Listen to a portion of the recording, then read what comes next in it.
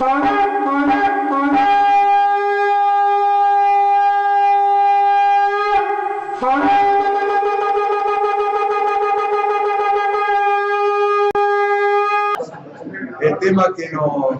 tema que nos ocupa en esta mañana, y es el último tema del encuentro, es la Iglesia neotestamentaria y el Shabbat.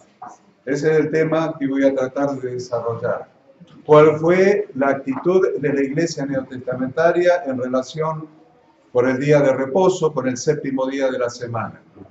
Es muy importante para nosotros eso, porque ya hemos establecido la posición de Yahweh a través de lo que enseñó Nico el sábado por la mañana, que fue quien legisló acerca del Yahweh y quien acerca del Shabbat, y lo guardó. No solamente legisló, sino que Dios mismo guardó el Shabbat.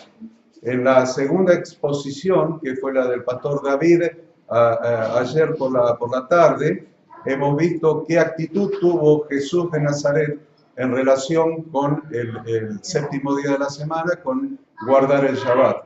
Nos queda para completar el panorama qué actitud tuvieron los primeros discípulos en relación con el Shabbat, porque ese es un modelo para nosotros.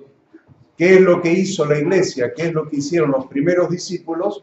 Constituye un modelo más cercano a nosotros, que somos Iglesia. Entonces, esta es la última referencia que vamos a tener, y es qué actitud tuvo la Iglesia en relación con guardar o no el día de reposo. Si estaba abolido, si la Iglesia no tiene que guardar ningún día de reposo, entonces, si es así, los cristianos primitivos no lo guardarían.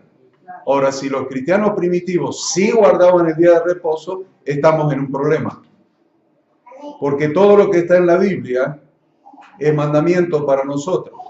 Y acuérdense que teológicamente no solamente es mandamiento para nosotros lo que está expresado como un mandamiento, esto hagan, esto hacer, esto no hagan. Eso es mandamiento directo.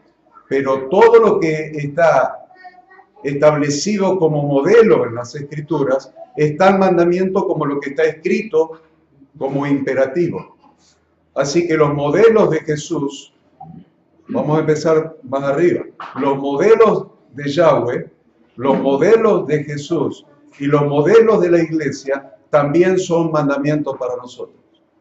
Entonces esto es lo que vamos a establecer en esta mañana, a ver si realmente la Iglesia guardó o no guardó el día de reposo. Vamos a empezar un poco antes de que estuviera formada la Iglesia. Vamos a empezar en Lucas 23:54. En Lucas 23:54 nos está relatando cuando Jesús fue sepultado. Entonces, miren qué interesante. Nosotros nos tenemos que ubicar en esa semana, en la semana de la crucifixión y la sepultura de nuestro Señor Jesucristo. Recordemos que Jesús fue crucificado, fue crucificado un día miércoles a las 9 de la mañana.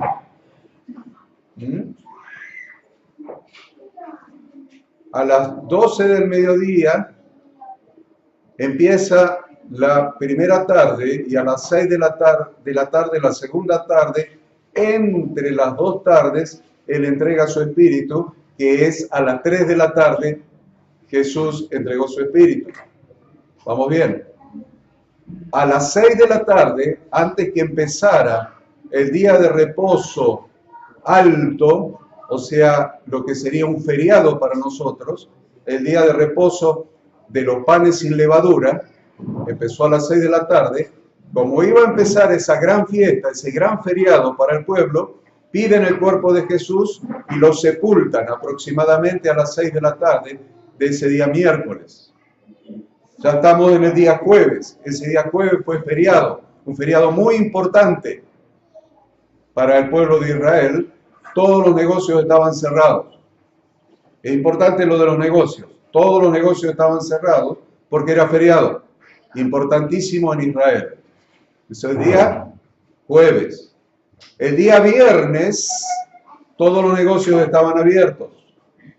Entonces las mujeres que eran discípulas de Jesús fueron a los negocios a comprar especias aromáticas, a comprar perfumes para ungir el cuerpo del Maestro.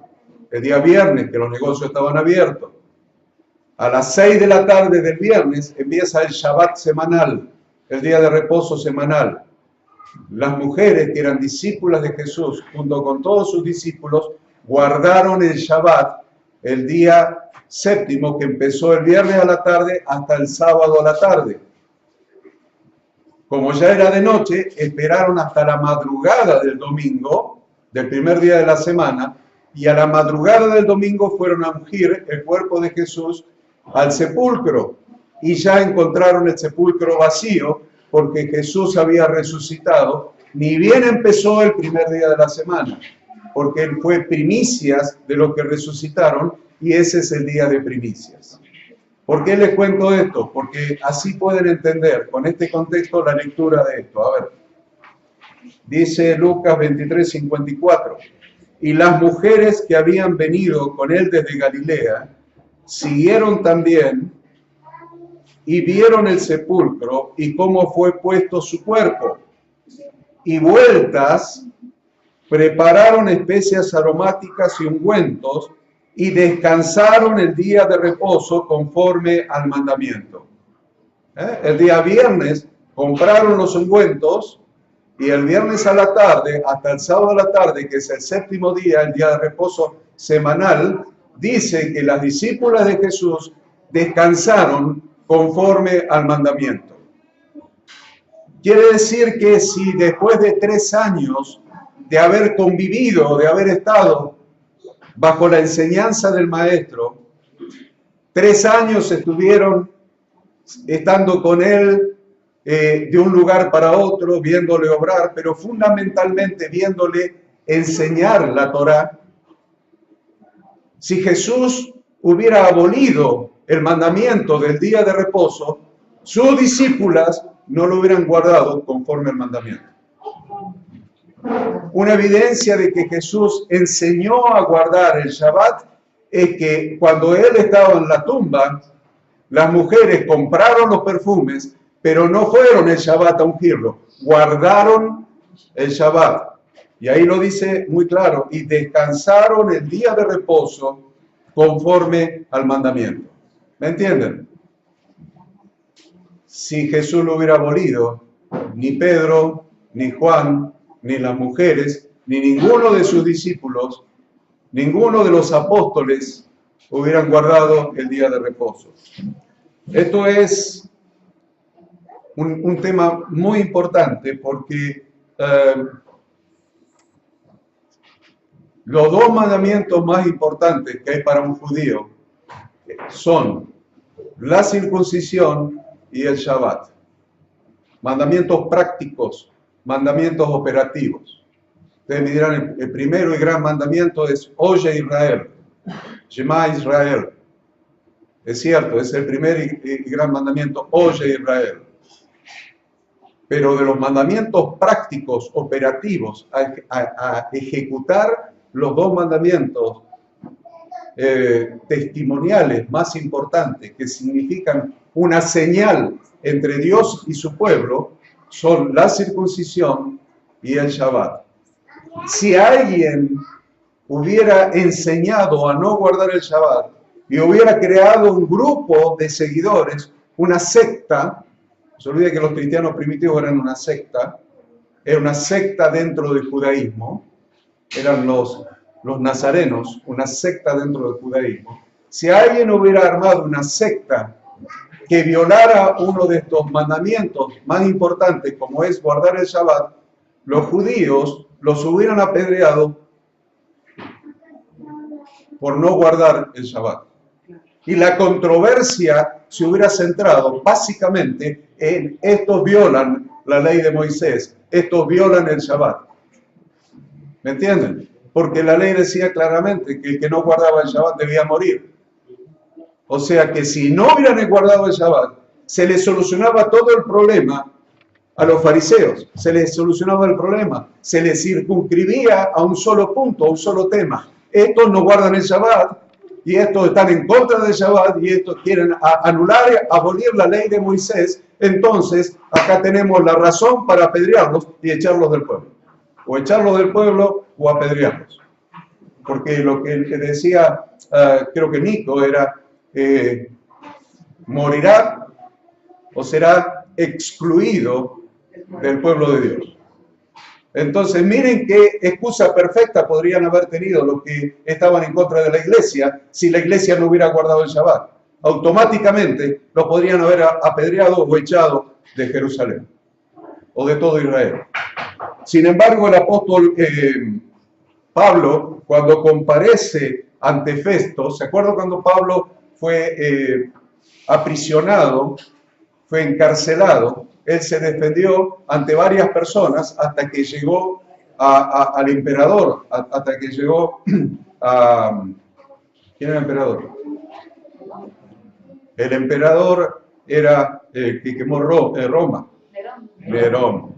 Hasta que llegó a Nerón. Entonces, dice acá en Hechos 25:7, cuando comparece ante Festo, el apóstol Pablo dice: cuando éste llegó, lo rodearon los judíos que habían venido de Jerusalén. ¿Por qué lo rodearon los judíos que habían venido de Jerusalén? Porque era quienes lo acusaban en su defensa ante Festo. ¿Me entienden? ¿Quiénes lo acusaban? Los judíos vinieron desde Jerusalén como testigos del delito del que se lo acusaba. Entonces era muy interesante que todos esos judíos, si hubieran tenido que el apóstol Pablo y los seguidores de Cristo no guardaban el Shabbat, hubiera dicho: este viola la ley de Moisés, se terminó el asunto. ¿Ve? Ahí está diciendo, muchos de los judíos y de los prosélitos piadosos, ¿ves bien? No. Cuando este llegó, le rodearon los judíos que habían venido de Jerusalén, presentando contra él muchas y graves acusaciones. Ninguna con relación al Shabbat. ¿Cómo sé eso? A ver. Las cuales no podían probar, alegando Pablo en su defensa: ni contra la ley de los judíos, ni contra el templo, ni contra César he pecado en nada. ¿Qué quiere decir ni contra la ley de los judíos he pecado en nada? La primera, pues dice: ni contra la ley de los judíos, ni contra el templo, ni contra César. Eso de que él diga ni contra la ley de los judíos he pecado en nada, significa: yo he cumplido totalmente la Torá. Y no se olviden que dentro de la Torá, lo primero que Dios da son los 10 mandamientos. Y dentro de los 10 mandamientos, como el pastor Nico explicó, el cuarto mandamiento es: guardarás el día de reposo. Y Pablo está diciendo: yo he cumplido toda la Torá. No he violado ni una sola ley de los judíos. O sea que acá el apóstol Pablo está diciendo: nosotros hemos guardado el día de reposo. ¿Se va entendiendo?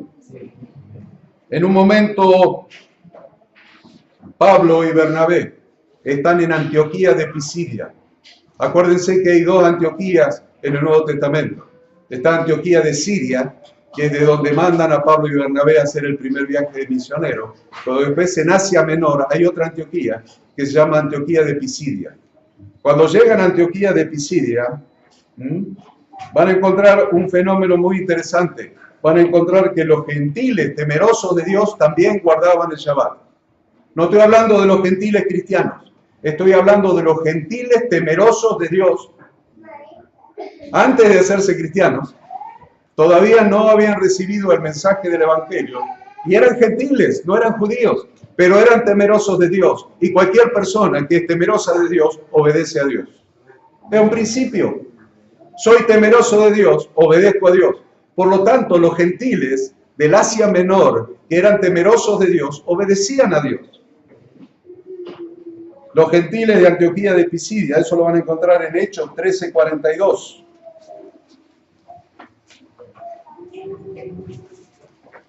Y despedida la congregación, muchos de los judíos y de los prosélitos piadosos siguieron a Pablo y a Bernabé, quienes hablándoles, les persuadían a que perseverasen en la gracia de Dios. El siguiente día de reposo se juntó casi toda la ciudad para oír la palabra de Dios. ¿Dónde empecé a leer? Me salté el 42, vamos otra vez desde el 42. Cuando salieron ellos de la sinagoga de los judíos, ¿cuándo iban a la sinagoga? El Shabbat. Entonces Pablo y Bernabé van a la sinagoga en el día de reposo. Y cuando salieron de ellos de la sinagoga de los judíos, los gentiles le rogaron que el siguiente día de reposo. ¿Quiénes le rogaron? Los gentiles temerosos de Dios. Los gentiles le rogaron que el siguiente día de reposo les hablasen de estas cosas. Y despedida la congregación, muchos de los judíos y de los prosélitos piadosos siguieron a Pablo y a Bernabé, quienes hablándoles les persuadían de que perseverasen en la gracia de Dios. Y el siguiente día de reposo se juntó casi toda la ciudad para oír la palabra de Dios. Estamos en Antioquía de Pisidia, estamos en Asia Menor. Casi toda la ciudad se juntó el siguiente día de reposo. Ahora hay una cosa muy interesante para los teólogos que tenemos ahí por el medio. Una cosa muy interesante es la no contradicción que hay entre la gracia y guardar la Torá de Dios. No hay contradicción entre la gracia y guardar la Torá de Dios. Muchos dicen que el que guarda las instrucciones de Dios ha caído de la gracia. Pero cuando el apóstol Pablo habla de que de la gracia habéis caído, se está refiriendo a otra cosa. Porque acá miren la inmediatez de los dos temas. En el versículo 43, Pablo y Bernabé los persuadían ¿de qué? ¿De qué los persuadían? De perseverar en la gracia de Dios. Y en el versículo inmediato siguiente está hablando de que en el siguiente día de reposo, entonces hay contradicción entre perseverar en la gracia de Dios y guardar el día de reposo. Hay contradicción entre perseverar en la gracia de Dios, entender que somos salvos por pura gracia, sin obras de la ley, sin mérito propio. Somos salvos porque Jesús pagó el precio de nuestra salvación, porque Él sí era sin pecado y Él cumplió toda la ley de su Padre, y en su santidad Él entregó su vida para llevar sobre sí todos nuestros pecados, y la salvación viene por gracia, no viene por obras. Pero somos salvos para buenas obras. Somos salvos por gracia para buenas obras. Somos salvos por gracia para entrar en el cumplimiento de la Torá de Dios, para poder hacerlo. Antes no podíamos hacerlo. ¿Por qué lo vamos a poder hacer ahora? Porque ahora mora en nosotros el Espíritu Santo, quien ha dado la Torá de Dios en nuestra mente y la ha escrito en nuestro corazón para que sí la podamos cumplir. Pero eso no invalida la gracia. Hemos sido salvos por gracia. Acá Pablo se lo está diciendo. Sin embargo, guardaba los mandamientos de Yahweh. Entonces, vamos a aclarar un tema, porque la Iglesia romana ha establecido que el día del Señor es el domingo. Y dice, el día del Señor es el domingo, el día del Señor es domingo. ¿Por qué dicen que el día del Señor es el domingo? Primero, para oponerse a la Torá de Dios. La Iglesia romana abiertamente ha hecho esto para oponerse a la Torá de Dios, para abolir, eliminar el cuarto mandamiento, porque de los 10 mandamientos la Iglesia romana no obedece 2, ni el primero ni el cuarto. Y los evangélicos no obedecen el cuarto. Entonces, para oponerse a la Torá de Dios, dijeron el día del Señor es el domingo. Y la verdad es que Jesús resucitó un primer día de la semana. Ni bien comenzó el primer día de la semana, el día de las primicias, que es un primer día de la semana. No obstante, el día del Señor no es el domingo. Lo que la Biblia llama, a mí no me interesa lo que cualquiera pueda decir, no, para nosotros el día del Señor es el domingo porque Jesús resucitó un domingo. Para empezar, no resucitó un domingo, resucitó un primer día de la semana a las 6 y un poquito más de la tarde. De la tarde del Shabbat empezado, o sea, los primeros minutos o los primeros segundos del primer día de la semana, que no tiene nada que ver con el domingo gregoriano. El domingo gregoriano empieza a las 12 de la noche y termina a las 12 de la noche. Jesús resucitó antes de las 12 de la noche. O sea, no resucitó ni siquiera un domingo, resucitó en el calendario de Dios un primer día de la semana, que para nosotros en el calendario gregoriano sería el sábado a las 6 y moneda de la tarde, depende de la caída del sol. ¿Se entiende? Sí. No tiene nada que ver el primer día de la semana con el domingo. El día del Señor, siempre, en toda la Escritura, es el día de reposo. El día del Señor, en toda la Escritura, es el Shabbat.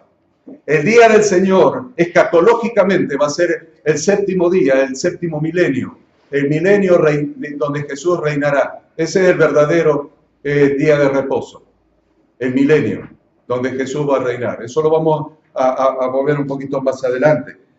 Pero si ustedes miran Apocalipsis 1:10, lo van a ver al apóstol Juan refiriéndose al día del Señor. Y no había domingo en esa época. Cuando el apóstol Juan estaba en la isla de Patmos y escribió el Apocalipsis que le fue revelado por el mismo Señor, todavía no había calendario gregoriano. Así que no puede haber estado hablando del domingo, ¿me entienden? Y dice, yo estaba en el Espíritu en el día del Señor. Estaba en el Espíritu en el Shabbat. Acá han dicho que el Shabbat tiene una bendición especial, porque Dios bendijo el séptimo día y lo santificó. Lo bendijo y lo santificó. Es un día bendecido y santificado por Dios. Entonces, tu espiritualidad, el séptimo día, es diferente al primero, al segundo, al tercero, al cuarto, al quinto y al sexto. Porque estás en un día que Dios lo bendijo y lo santificó para sí mismo. Entonces, espera grandes cosas, grandes manifestaciones del Espíritu Santo en el séptimo día. Espera que el Espíritu Santo te hable, te revele, espera sanidades, espera milagros en el Shabbat. Porque es el día que Dios apartó, que Dios bendijo y Dios santificó para sí mismo. Y el apóstol, miren si eso es así o no, si el Espíritu Santo se mueve o no de una manera especial en el Shabbat, que el apóstol Juan en la isla de Patmos, en un Shabbat, está diciendo, yo estaba en el Espíritu en el día del Señor y oí detrás de mí una gran voz como de trompeta que decía, yo soy el Alfa y la Omega, el principio y el último. Escribe en un libro lo que ves y envíalo a las 7 iglesias que están en Asia, a Éfeso, Esmirna, Pérgamo, Tiatira, Sardis, Filadelfia y la Odisea. Miren lo que pasó en un Shabbat. Ese es el día del Señor. Olvídense de que el domingo es el día del Señor porque resucitó Jesús. Sí resucitó el primer día de la semana, no domingo. ¿Está? Primer día de la semana es después que terminó el Shabbat a las 6, 6:30, depende de cómo haya caído el sol, ahí empezó el día de la semana. No se olviden que el domingo empieza a las 12 de la noche. El domingo no había empezado todavía. Es una cosa muy interesante lo que estamos haciendo acá. Yo sé que el tema es teológicamente muy profundo y para los que anotan se llevan un gran problema. Los que no anotan, el problema lo van a dejar acá. Y a lo sumo le va a quedar un grado de recuerdo de lo que hemos hablado, porque la mente no retiene todo. O sea, con todo le va a quedar un 20 o un 30% de recuerdo de lo que hemos hablado, con suerte. Y los que anotan, los que tienen la disciplina de anotar, se llevan un problema. Porque cuando empiezan a revisar todos estos textos y todos estos principios, se van a complicar y van a decir, mejor estaba antes, cuando estaba en la religión, y no ahora que quiero seguir las instrucciones de Yahweh. Porque es complicado, van a decir. ¿Qué nos hemos equivocado toda la vida? Y es un gran problema cuando te equivocaste cuando eras católico y te volviste a equivocar cuando eras evangélico. Quiere decir que toda la vida estuviste equivocado. Y ese es el problema con el que se van a ir. ¿Entienden? Entonces, ¿qué es lo importante de lo que ustedes se están llevando anotado? Lo que dice en Hechos 17:10. Lo que dice en Hechos 17:10. Es importante.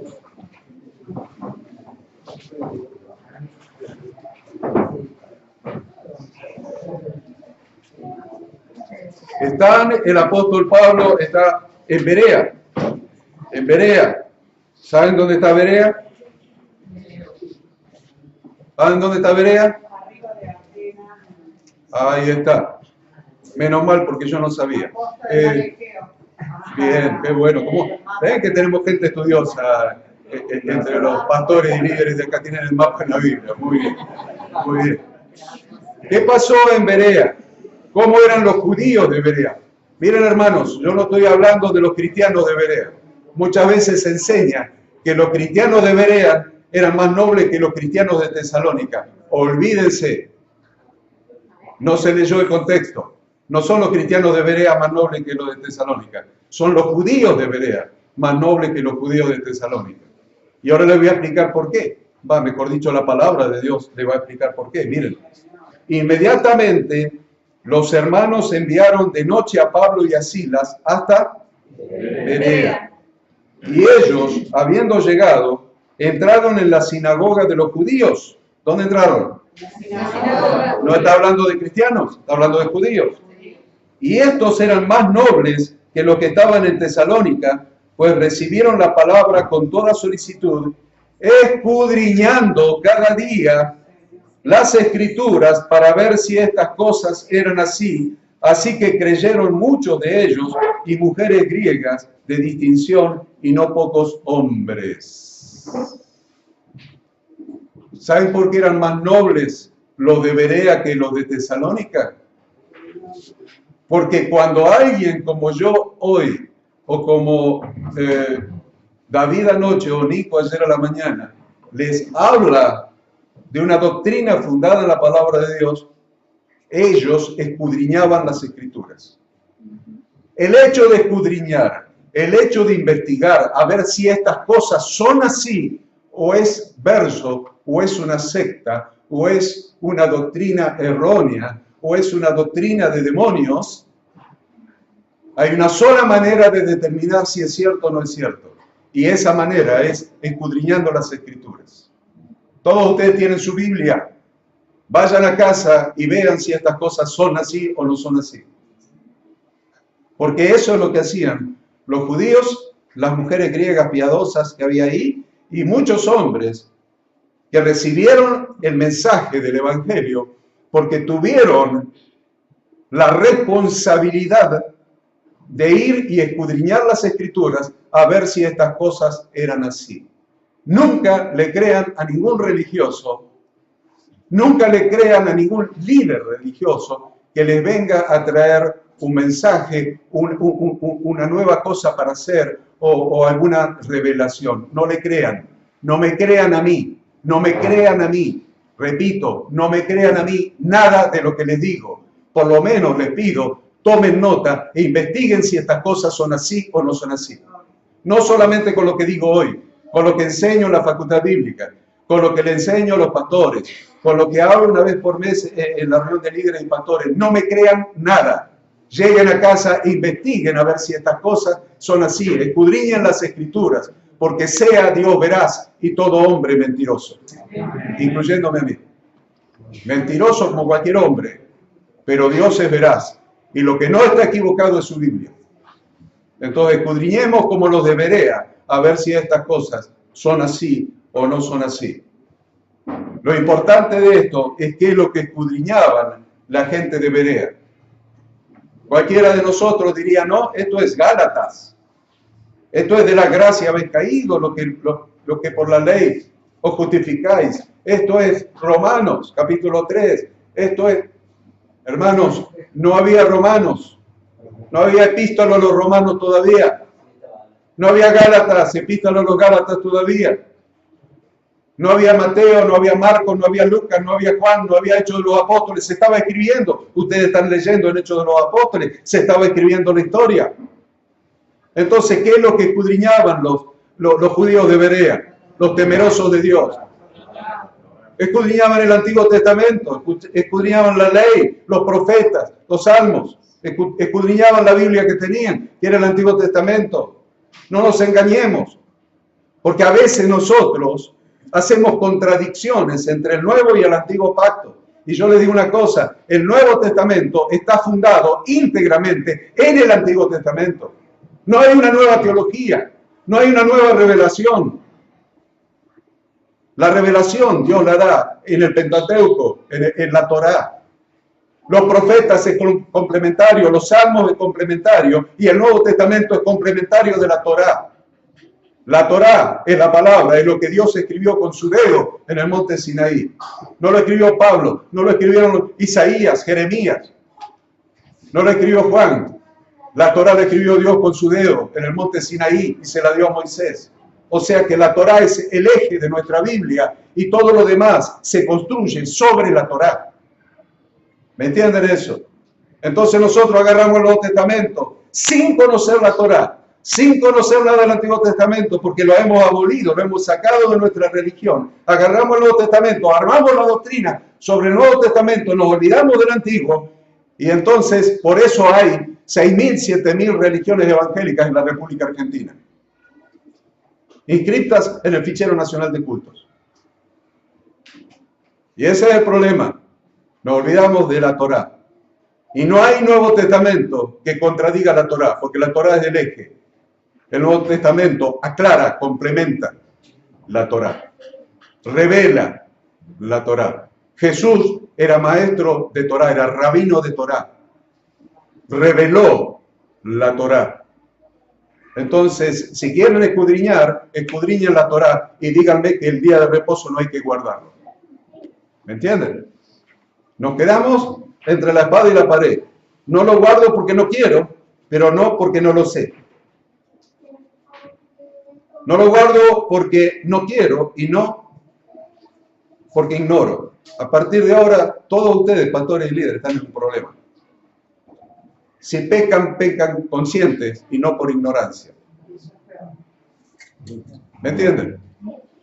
No quiero que se asusten, así que ahora, a ver cómo hacemos para sacarlos del desasosiego y del diafragma contracturado.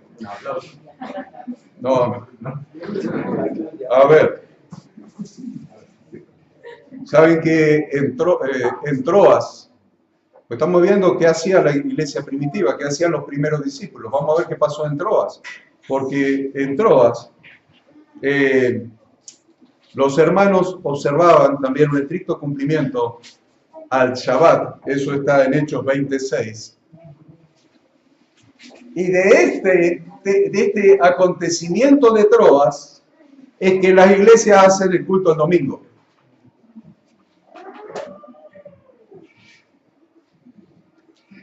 Voy a rectificar lo que dije. Y de este acontecimiento de Troas, las iglesias hacen la reunión de los discípulos el domingo. Ustedes pueden hacer reuniones el domingo, el lunes, el martes, el miércoles, cuando se les dé la gana, en función de la estrategia que ha establecido cada congregación para llegar a evangelizar, para cumplir la gran comisión. Yo estoy hablando de la reunión de los discípulos. Los discípulos son aquellos que han recibido a Cristo en su corazón, han recibido el mensaje del Evangelio, han cambiado de reino, han entrado en el reino de Dios, se han bautizado como testimonio y forman parte de la iglesia. Yo puedo tener una reunión el domingo abierta al público para que venga cualquiera, el lunes también, el martes también, pero tengo una reunión que es la reunión de los discípulos, donde se juntaban los discípulos para partir el pan. Cada primer día de la semana, dice, no sé, vamos a ver, pero hay una reunión de los discípulos. Probablemente mañana a la noche, a los que puedan, por el mensaje que di el lunes pasado y que voy a dar mañana otra vez, y que probablemente ya a partir de la semana que viene lo haga los sábados a las 10 de la mañana, para los pastores y líderes, le hablo un poquito esto de cuáles eran las reuniones, porque a veces se nos mezclamos todo en una, y queremos en una hacer todo. Pero miren lo que pasaba en Troas. Dice Hechos 26, y nosotros, pasados los días de los panes sin levadura, navegamos de Filipos. No me diga que también guardaban las fiestas de Levítico capítulo 23.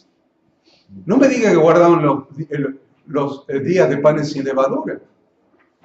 Los guardaban, acá lo dice, y nosotros, pasados los días de los panes sin levadura, navegamos de Filipos, y en 5 días nos reunimos con ellos en Troas, donde nos quedamos 7 días. El primer día de la semana, reunidos los discípulos para partir el pan, Pablo les enseñaba, habiendo de salir al día siguiente, y alargó el discurso hasta la medianoche. Es interesante esto porque de aquí toman los evangélicos que la reunión hay que hacerla el domingo. Sin embargo, le está hablando del primer día de la semana. ¿Cuándo empieza el primer día de la semana? Sábado a la caída del sol. Quiere decir que el domingo no había empezado todavía. Porque el domingo empieza a las 12 de la noche, ¿estamos? No había calendario gregoriano. Si lo hubiera habido, el domingo empezaría a las 12 de la noche, a las 0 horas.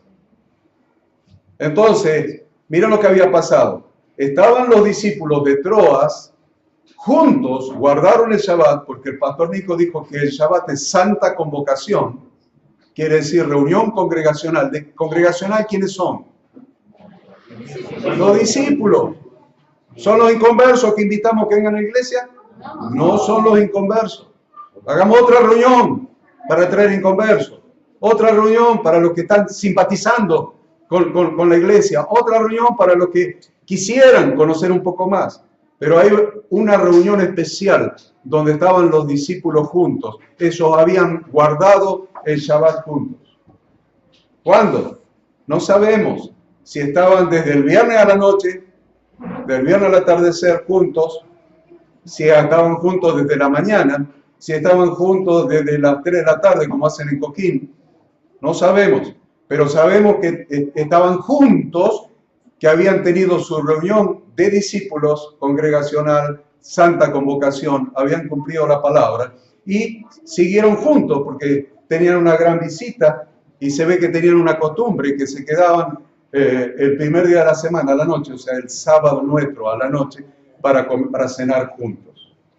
Se ve que tenían esa costumbre porque dice que empezó el primer día de la semana, estaba Pablo con ellos, o sea que empezó ¿qué hora?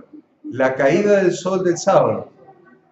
Empezó el primer día de la semana. Pablo estaba con ellos y lo aprovecharon a Pablo para que le siga enseñando. Y como estaban juntos y se ve que tenían la costumbre de cenar juntos, ese primer día de la semana, habían todos juntos guardando la santa convocación, dice, ¿para qué no vamos a ir a casa? Compremos pizza y sigamos juntos y comamos juntos esta noche. ¿Ven que la iglesia primitiva es más natural que la religión que nosotros hemos inventado? ¿Se dan cuenta que se movían más como familia que como estructura ritualista que nosotros hemos inventado? Era una familia. Estaban juntos, dice que se va a ir cada uno a su casa. Compremos una pizza, quedémonos cada sábado a la noche a comer juntos. Y estaba Pablo, así que Pablo, que se ve que le gustaba hablar, habló y dice que llegó la medianoche, llegó la medianoche y seguía hablando. Y Eutico, que estaba en la ventana, se cayó de la ventana, porque estaba en un primer piso, se rompió el cuello contra el piso, la cabeza, qué sé yo, se murió. Bajaron los hermanos, se murió Eutico, se murió Nico, dice.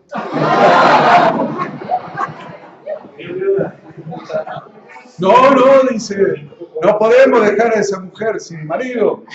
Agarró Pablo y dijo, Señor, en el nombre de Jesús resucitado, levantate un tico, los huesos, y se le acomodaron ahí.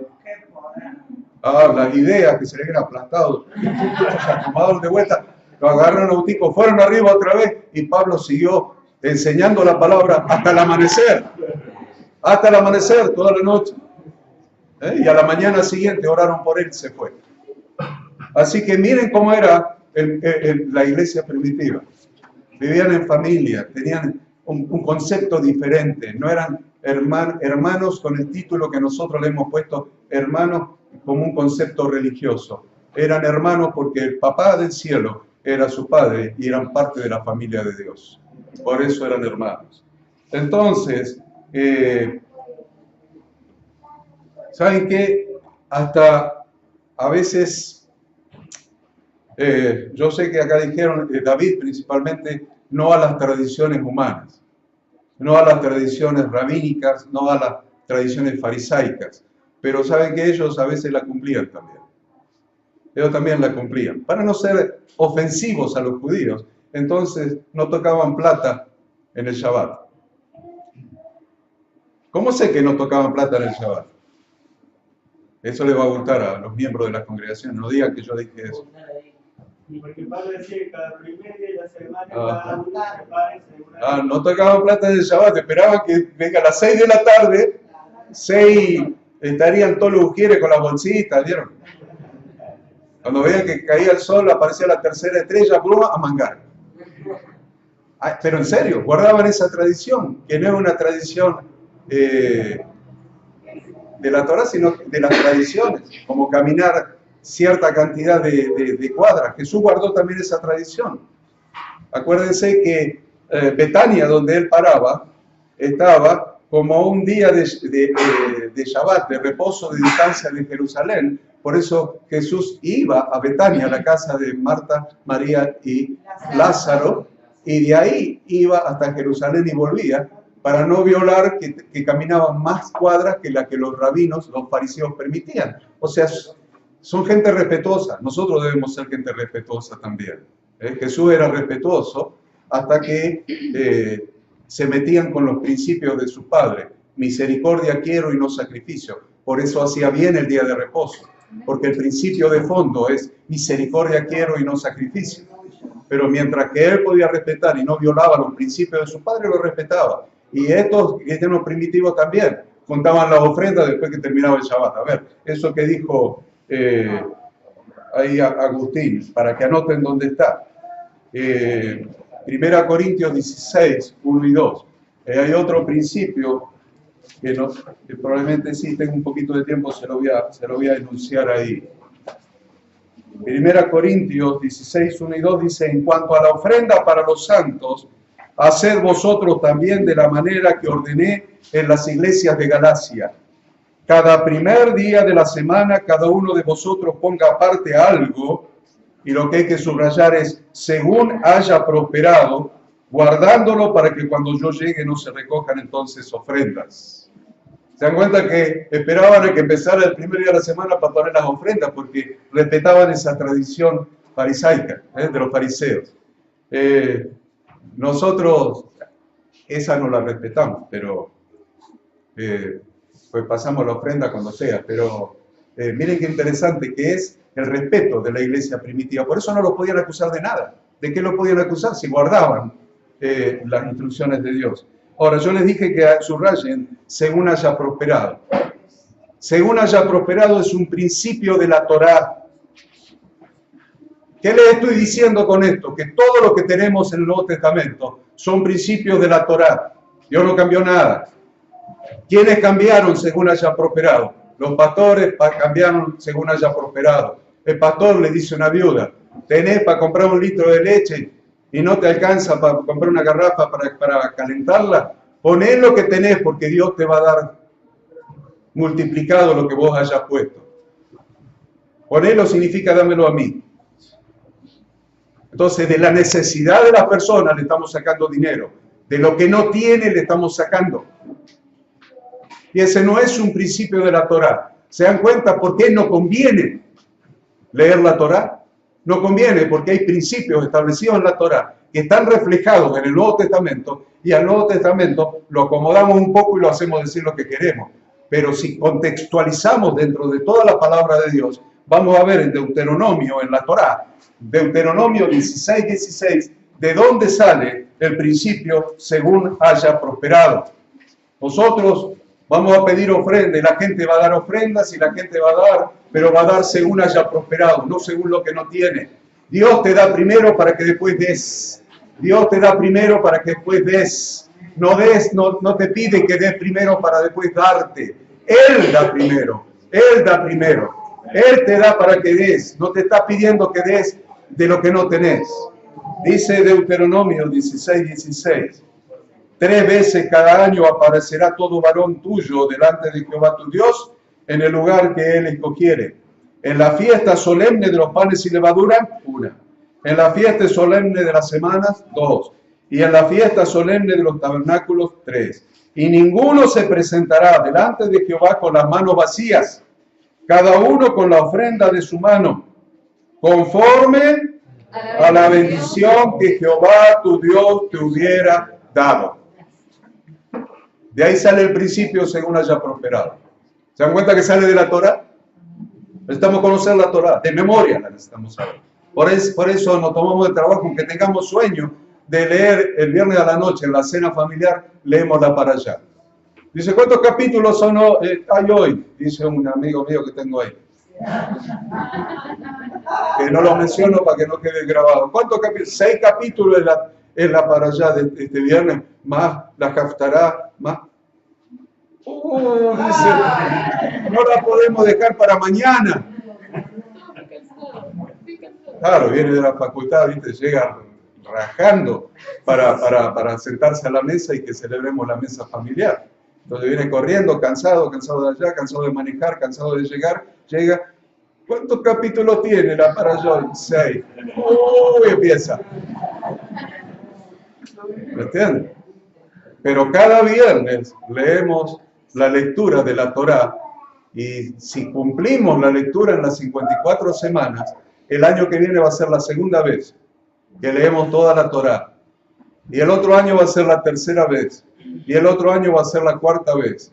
Dentro de 10 años la vamos a haber leído 10 veces. ¿No se la van a saber de memoria? Qué importante que es, ¿eh? Qué importante que es. Porque de ahí salen todos los principios de la palabra de Dios.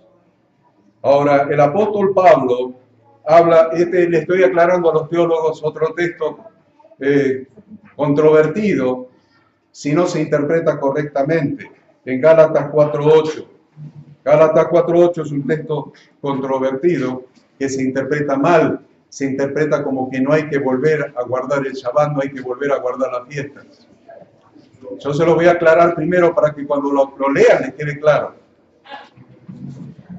Los intérpretes que no profundizan en una hermenéutica correcta de la palabra de Dios, dice, ven, le está diciendo que no vuelvan a guardar las fiestas de Yahweh, que no vuelvan a guardar el Shabbat.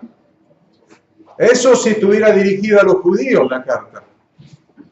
Pero la carta no está dirigida a los judíos, está dirigida a los gálatas.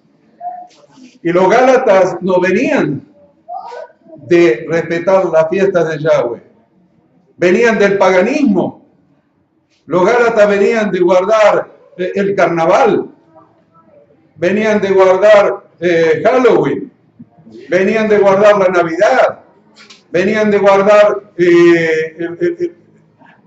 la Pascua en la fecha incorrecta, en la fecha pagana. Venían, de guardar fiestas paganas. Eso no en Gálatas, no eran judíos. No es una carta escrita a los judíos. Ellos venían de guardar fiestas paganas, fechas paganas, principios de mes paganas, el día de la cosecha, el día del solsticio, 25 de diciembre. Por eso se mandó la Navidad a ese día, a una fecha pagana. ¿Me van entendiendo? Entonces no le está hablando a los judíos que no vuelvan a guardar la Torá y que no guarden las fechas del calendario de Dios. Le está hablando a paganos que no vuelvan a las fiestas paganas. Ahora sí leemos. Gálatas 4:8 dice, ciertamente en otro tiempo, no conociendo a Dios, servíais a los que por naturaleza no son dioses. ¿Ves que eran paganos? Mas ahora, conociendo a Dios, o más bien siendo conocidos por Dios, ¿cómo es que os volvéis de nuevo a los débiles y pobres rudimentos, a los cuales os queréis volver a esclavizar? Guardáis los días, los meses, los tiempos y los años. Me temo de vosotros que haya trabajado en vano con vosotros.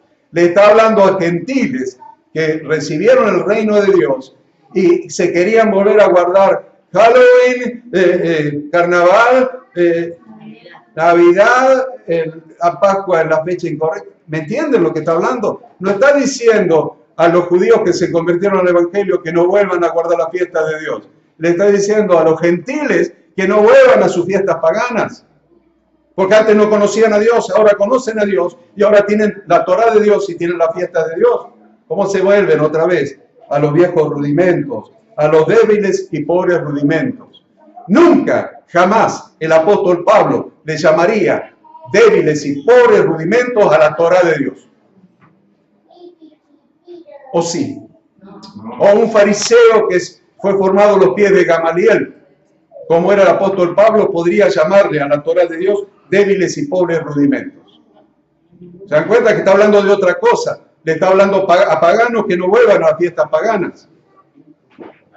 Entonces, a veces esto se tuerce para decir, no, ya no importa cuando sale la luna, no importa cuando es el día 10 que hay que apartar el cordero, el 14 lo inmolará toda la congregación, los panes sin levadura, la fiesta de las primicias, Shavuot, el día de Pentecostés. No importa, no hay que volver a los que dicen débiles y pobres rudimentos. Yo no me atrevería, en lugar de ninguno de nosotros, no me atrevería a llamar débiles y pobres rudimentos a la Torá de Dios.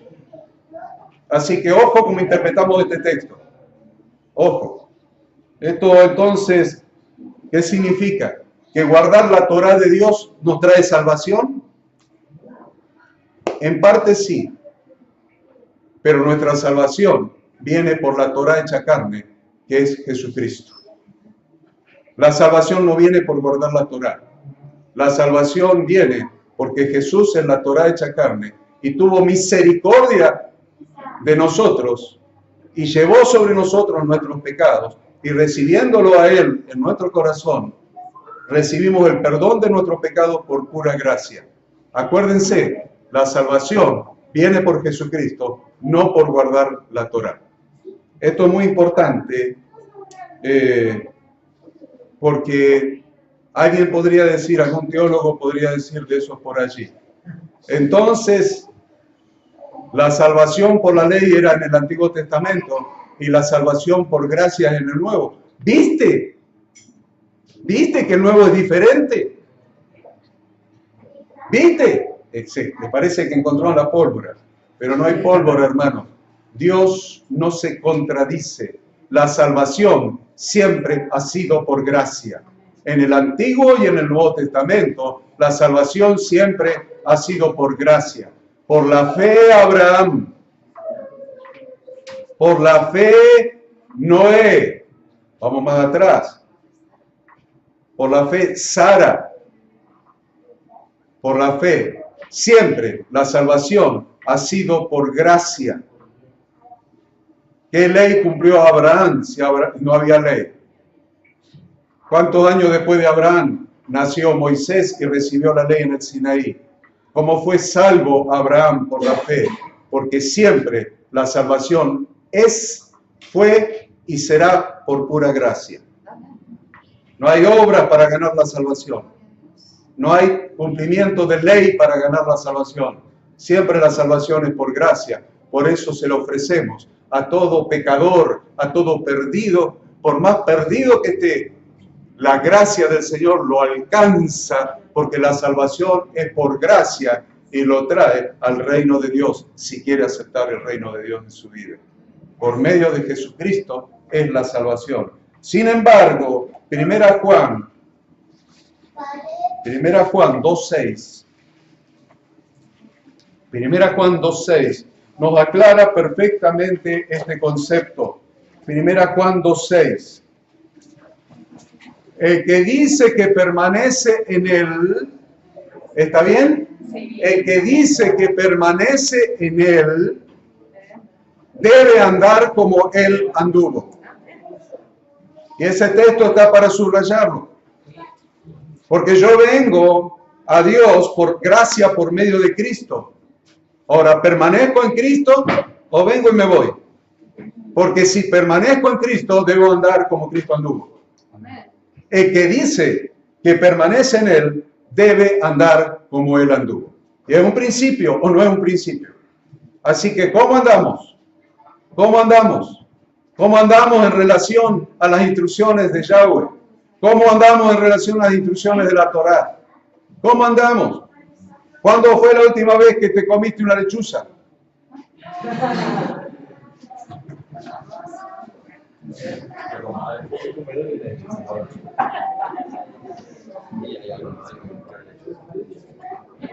Primera pregunta.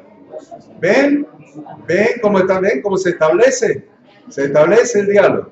¿Por qué se establece? Porque les puedo hacer otra pregunta. ¿Qué langosta se puede comer? ¿La langosta de mar? Esa tan rica que venden en los puertos marítimos, en los restaurantes de los puertos, ¿o se puede comer el bicho que se come los sembrados? No sé, problema de ustedes. Yo le pregunto a muchos religiosos esto, ¿y saben por qué no lo saben? Porque jamás han leído la Torá de Dios. La otra pregunta que les puedo hacer, ¿alguien se puede casar con la tía? La otra pregunta, ¿alguien se puede casar con la prima? El que no sabe eso significa que nunca leyó la Torá de Dios. Es muy simple para mí. Soy docente, soy profesor, soy maestro. Para mí hacer preguntas que me indican el diagnóstico del alumnado, para mí es muy fácil. Ven, con 3 o 4 preguntas, sé si han leído la Torá, si han estudiado la Torá o no. ¿Se dan cuenta? Bien. Punto aparte.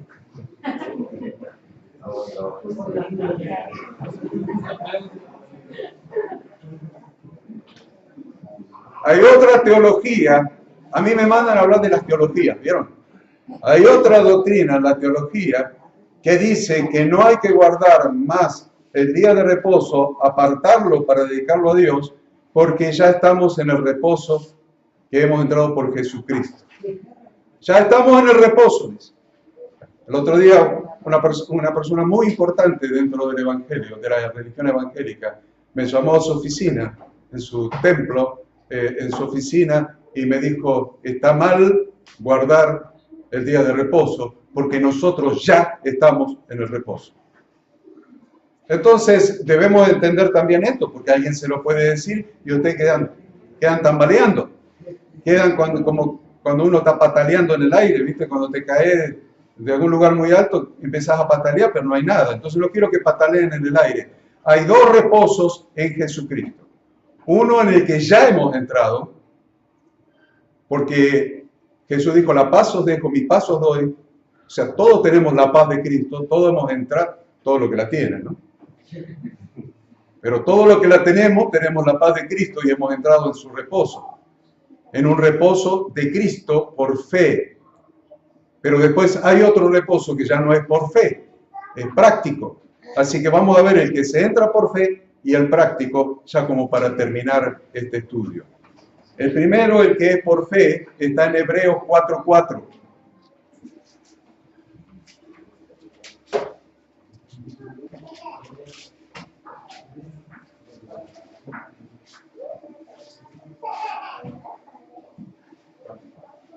Aquellos que han sido reconciliados,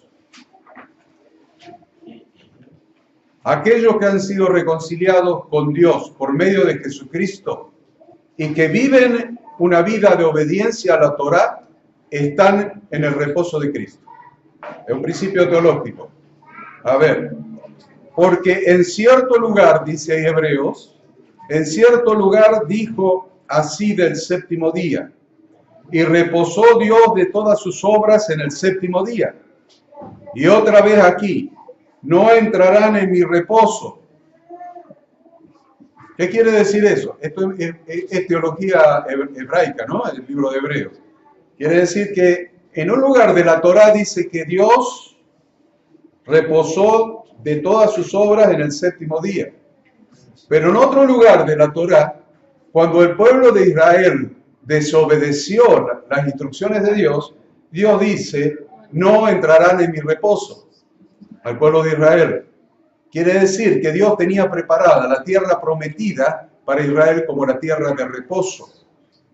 Iban a entrar por mano de Josué a la tierra prometida y esa era la tierra del reposo que Dios había preparado. Pero Dios se enojó y dijo, no entrarán en mi reposo. A ver si lo entendemos, leemos otra vez desde el 4. Porque en cierto lugar dijo así del séptimo día, y reposó Dios de todas sus obras en el séptimo día. Y otra vez aquí, no entrarán en mi reposo. Por lo tanto, puesto que falta que algunos entren en él, y aquellos a quienes primero se les anunció la buena nueva, no entraron por causa de desobediencia. Otra vez determina un día. Otra vez determina un día Dios. Dios está determinando un día para entrar en el reposo. Y ese día es hoy. Hoy es el día para entrar en el reposo del Señor a través de Jesucristo. Por medio de Josué el pueblo no entró por causa de la desobediencia. Y Dios nos da por gracia el tiempo de la gracia para entrar en el reposo por Jesucristo. Dice, otra vez determina un día, hoy, diciendo después de tanto tiempo por medio de David, como se dijo, si oyeres hoy su voz, no endurezcáis vuestros corazones, porque si Josué les hubiera dado el reposo, no habría después otro día. Por tanto, queda un reposo para el pueblo de Dios, porque el que ha entrado en su reposo también ha reposado en sus obras como Dios de las suyas. Procuremos pues entrar en aquel reposo para que ninguno caiga en semejante ejemplo de desobediencia. Por Jesucristo entramos en un reposo hoy y tenemos la posibilidad de corregir lo que hizo la primera vez el pueblo de Dios, y es obedecer la Torá de Dios y entrar en su reposo. Decía David anoche que guardar el día de reposo a él le trajo paz y prosperidad. A él y a sus empleados, paz y prosperidad. Yo le digo una cosa, guardar, obedecer a las instrucciones de Dios va a hacer que entremos en el reposo de Cristo. El primer reposo es en el que todos ustedes y yo estamos disfrutando hoy. ¿Estamos en el reposo del Señor? Claro que sí. Estamos en el reposo del Señor. Ya no nos preocupa, no andamos corriendo detrás del dinero, no andamos corriendo detrás de los afanes del mundo, del consumismo, de los placeres como andábamos antes. Ahora hemos entrado en el reposo del Señor. Él es nuestra paz. Él es nuestra paz. Ya entramos en el reposo de Él. Pero todavía nos falta un reposo pleno y completo que se va a cumplir cuando el Señor regrese, cuando empiece el milenio. Debemos entender este concepto. A ver, cuando Dios en la Escritura dice, el Espíritu Santo revela la Escritura y dice, el día del Señor se refiere a tres momentos. Se refiere en algunos pasajes al Shabbat, al séptimo día. En otros pasajes se refiere al comienzo del milenio, del reinado milenial del Mesías, y en otros pasajes se refiere al milenio completo. La Biblia lo referencia de tres maneras. Entonces, ¿por qué hablo de milenio? Hablo de milenio porque 2 Pedro 3.8, 2 Pedro 3.8, me está diciendo, mas, oh amados, no ignoréis esto, que para con el Señor un día es como 1000 años. Y 1000 años. Como 1000 años. O sea que hay un día de reposo, que en el tiempo escatológico para Dios equivale a 1000 años. Un día que equivale a 1000 años. Y esos 1000 años son llamados el milenio o el reinado milenial de Jesucristo, el reinado milenial de Jesucristo sobre la tierra. Ahí tienen un día como 1000 años. Entonces vamos a tratar de sacar la cuenta. Génesis 6.3. Para que ustedes vean ese reposo que vamos a gozar y disfrutar juntos con nuestro Señor Jesucristo.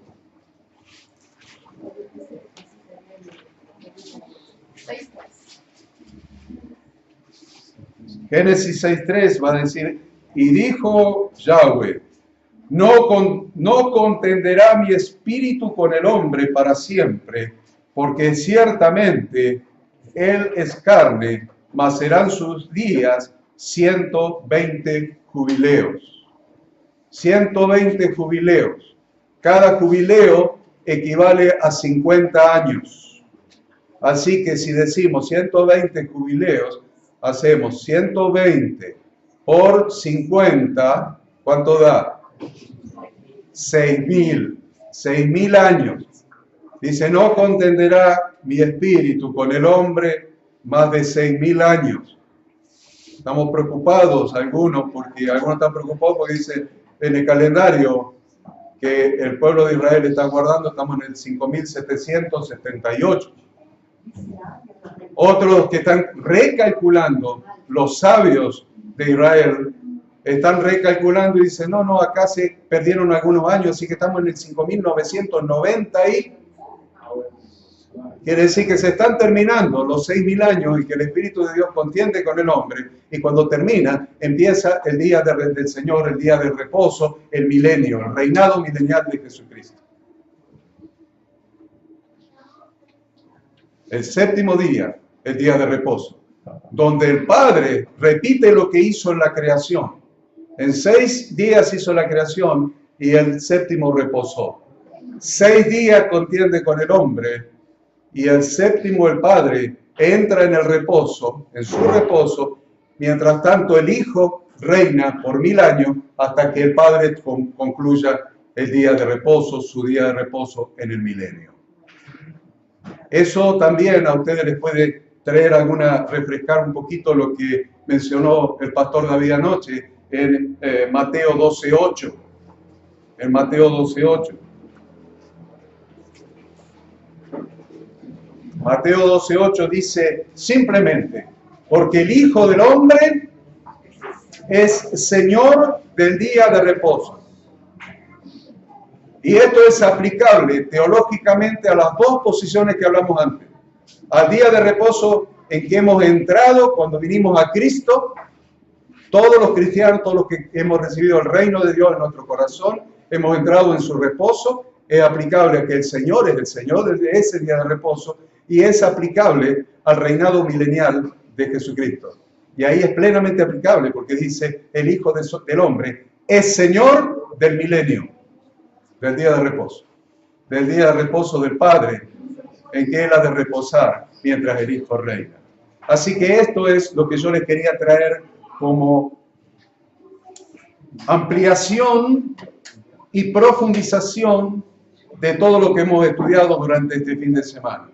Como conclusión de este retiro, reposando en Él, yo deseo y oro al Señor para que el Señor haya hecho luz en sus corazones acerca de estos temas. Solamente si ustedes quieren, yo estoy en una hora 7 minutos, si ustedes quieren les digo algo más con relación a la parashá y a la haftará. ¿Por qué leímos la parashá? Y algunos la cuestionan. Dice, ¿por qué yo tengo que leer cada viernes la parashá? Y el sábado por ahí sentarme en una hamaca paraguaya y meditarla. En verano. En invierno al lado de la salamandra. ¿Por qué la tengo que meditar? El viernes la leemos, el sábado la meditamos. ¿Por qué? ¿Quién inventó eso?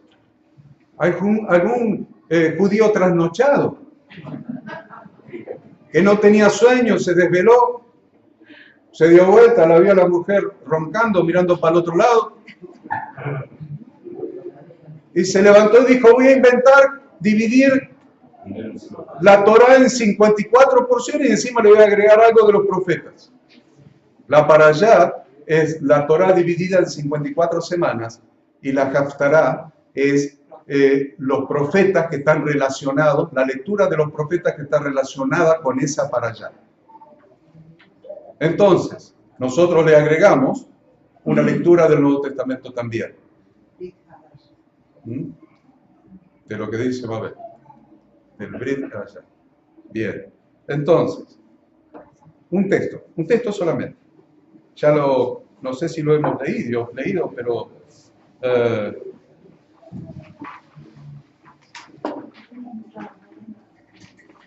en Antioquía de Pisidia, y esto lo voy a tener que buscar, debe estar probablemente, esto se los estoy agregando, no estaba en el estudio, pero me pareció interesante para que entiendan por qué leímos. Ustedes estaban bostezando, yo lo miraba de reojo, y estaban bostezando, dice, mira, son las 10 de la noche, 10:30, y están leyendo la parashá. ¿Por qué no nos vamos a dormir? Están como uno que les referencié recién. La mayoría estaban así. ¿Por qué no vamos a dormir? Dice. ¿Por qué lo leemos? ¿Saben por qué lo leemos? Porque está en la Biblia. Y lo que es modelo en la Biblia, nosotros lo hacemos. Es modelo en la Biblia. Entonces vamos a buscarlo en Hechos capítulo 13. Espero encontrarlo. Si alguno lo encuentra antes que yo. 14. Hechos capítulo 13, versículos 14. Hechos, a ver, 13, 14, será. No encontré todavía. 13, 14.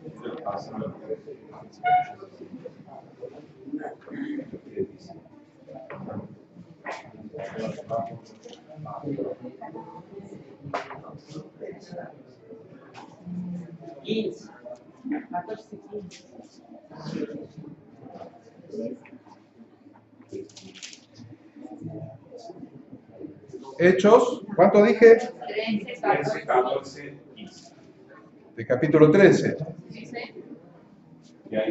Versículo 13. Bueno, Pablo y sus compañeros zarparon de Pafos y llegaron a Perge de Panfilia, pero Juan, que es Juan Marcos, apartándose de ellos, regresó a Jerusalén. Mas ellos, saliendo de Perge, llegaron a Antioquía de Pisidia, y en el día de reposo entraron a la sinagoga y se sentaron. Después de la lectura de la ley y los profetas. ¿Qué es la ley? La Torá, la Parashá. Y los profetas, la Haftará relacionada con la Parashá de esa semana. No me digan que los apóstoles también leían eso.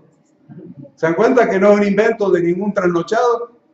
Esto siempre ha sido así. Y para nosotros, estamos heredando esto, no lo estamos inventando. A ver, 15. Después de la lectura de la Parashá y de la Haftará, los oficiales de la sinagoga les mandaron a decir: hermanos, si tenéis alguna palabra de exhortación para el pueblo, hablad. Así que esto se lo quería agregar a lo que hemos dicho ayer. Realmente, ¿de dónde sacamos la lectura semanal? En 10 años, hermanos, vamos a haber leído 10 veces toda la Torá. Va a estar grabada en nuestra mente y en nuestro corazón, conforme a Jeremías 31, 31 al 33. Simplemente les quiero dejar una lectura breve de algo que leí en una página judía que me pareció muy interesante. Esto sí es una página judía. No son mesiánicos, no han aceptado a nuestro Mesías, pero me parece que alguien que no es mesiánico, que no ha aceptado a nuestro Mesías, que diga semejante cosa, nos puede iluminar a nosotros, que sí hemos aceptado al Mesías, pero no queremos guardar las instrucciones de Dios. A ver, estos no han aceptado al Mesías y dicen: Shabbat es probar el mundo venidero. En ese tiempo no habrá hambre, no habrá guerra, ni celos, ni rivalidad. La buena voluntad será abundante y todos los manjares abundarán como el polvo. La ocupación del mundo entero será solamente conocer a Dios. Esta es la forma en que los profetas y los sabios de Israel describen la era mesiánica, el séptimo milenio, que constituirá la culminación de 6 milenios de historia y de esfuerzo de la humanidad. Shabbat nos da la posibilidad de probar ese mundo futuro cada semana. Y de la misma forma que cuando probamos algo delicioso, uno no puede entender realmente qué es Shabbat hasta que lo experimenta por sí mismo. En resumen, la única respuesta a qué es Shabbat es: inténtelo.